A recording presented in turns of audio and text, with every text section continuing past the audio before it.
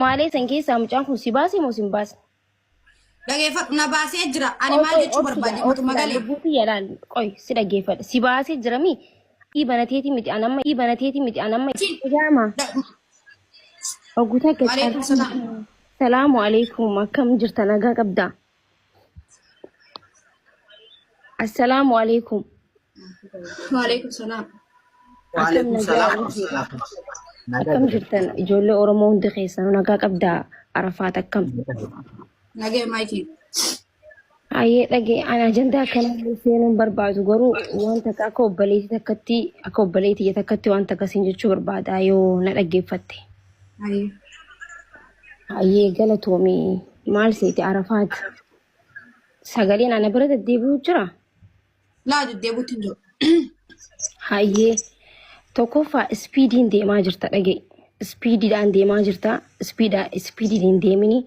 Suuta deemi laannaa siin jee miidiyaan sirra fayyadamaa jira ati miidiyaatti fayyadamaa hin jirtu of tahi deema ammas namni siin jee waan sun siin jee abaluu akkas jee keessaa bahi tokko kana jee lammaffaa fatiin waan fedhe yoo siin jeellee siif tahee jira namni waan namaa godhe ni dubbataa hii jette inni ganamaa galgala yoo dubbatees waraqaa barreeffatee addarra barreeffatee micootanaaf waa godhe jee yoo dubbatees haqa qaba.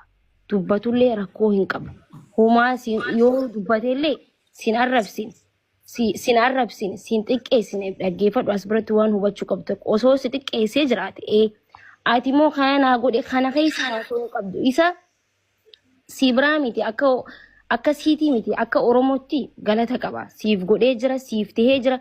Osoo si dubbate namni waan takka si godhee si tumullee jechuu fakkeenya siin jedhaan akka itti guddannees akka itti dhufnees qabu maakiin fittee jirti haa galatoomtu obboleettiin teenya wanti dubbatamu hin jiru tokko jedhu obboleettii yaa wanta kittii wanti akka obbolummaatti siidhaamu obboleettii akiraati waliin beeknu adda walitti dhufne argaas beeka malee ati nama ta'a yoo ka jettu taate abbaan fedhe bakka fedhe kutaa fedhe nyinyi yoo jedhe afaan kee olirra kaa'e dalagaa kee dalagadhu jijjiiramuu feetaami dalagaa kee dalagadhu ka fedhe dhufee haasaya namaatii gurran kennin. Assalaamu alaikum. Kanaan ala wanti jiru hin jiruuti yaa'ii dhiisaatii miidiyaa irraa gad bu'iitii dalagaa ta'etti kuti namaaf deebii deebisuu hin deemin namni bar gad jedhee yoo dalagate booda ol jedha. Kanaaf ani wanna haasayamu maakiin haasoftee wanti haasa'u hin jiru galatoomii waan kana dhiisiitii asumatti gadhaabii bu'iyyuu miidiyaa irraa deemi dalagaa ta'e dalagadhu yoo dandeette waan rabbi si jiraachiseen hin jiraatta. Kanaan ala abaluu akkas na godhe abaluu akkas naan jedhe ka jedhellee haa jedhu ka si godhellee haa si godhu bar namni tokko yoo si miidhe bar rabbiin biraan sin darbu. Si ta'ullee rabbuma biraayi si miidhullee rabbuma biraayi tanuma tana lamaaniin ala hin jirtu kana waan ta'eef haasa'e ofirraa gabaabsi namallee komatiin hawaasallee komatiin dubbii asuma lafa kaayitii haasa'e ofirraa dhiisiitii kaayyoo ta'etti kuti antanuman jedha waan biraa waan jiru. Biru galatoomii duraan dhaamsadhaameef mee oguutu akka Arafaat na dhaggeeffadhu akka itti reefu gastii takka irratti harkette yes na harkitee jirta hogguu isin biraa guyyaadhaan nu biraa halkanii anamma halkan na bira walakka isa halkaniiti hogguu reefuun tana ani dubbi maaliif siin jemma duraan hoggaa dubbiin tun dhuftu osoo dubbiin tun hin dhufin Arafaat dubbadhu challenge maaliif siin jee tureen gaafa dubbiin oguutuun deemtu.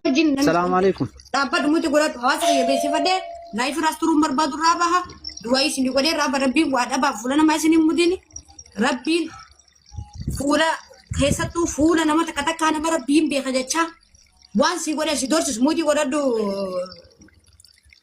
wanti rabbiif jechaa jedhee rabbiif jechaan si godhe jedhee fooloo fi beekumtiidha moo naan kenne. Maal barbaad namni gaafa waan takka siif godhe namni ilma namaatii baran ani ilma namaatii bar yoo namni maraattuu naan akka mataa kiyyaatitti nan yaadaan.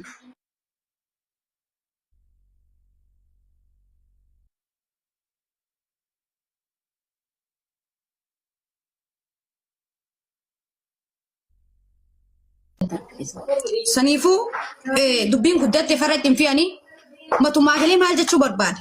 Hawaasni Oromoo namni tiiktookii fayyadamu namni nan beekne hin jiru. keenyaa'u ani waan naaf inni duraan dursee laayif irratti wal barree fi dubbiin biyya ala baatee addunyaan beeytee fi malee eenyuyyuu kaasuu rakkan dabalatti bee biyyaan baatan keessatti nama ta'een jiru namayyuu rakkateetuma ballatti ba balloo jennaan rakkoon awwaatte maali jennaan karaa tunna keessa bahaa jetti.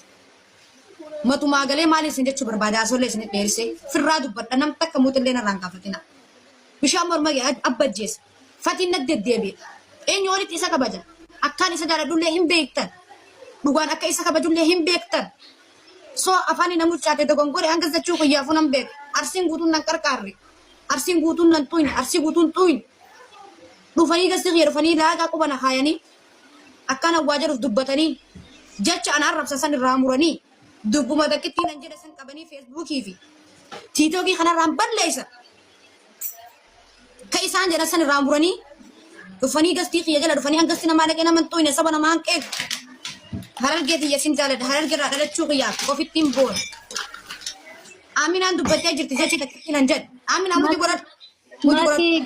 Maayikii galchi mees dilarte. Maayikii Oromoo. Maayikii maal goote zalaa isee miti nama biraati. Mee? Isee miti faroofaayidii isii qabanii. Ati dabaree namaan kennituuf maa bichaa asofta. Dabaree akkamittiin kan na qoy hanga yoomin kanaan doorsifama dabaree isiniif kan na qoy dabaree isiniif kan dhageeffadhu.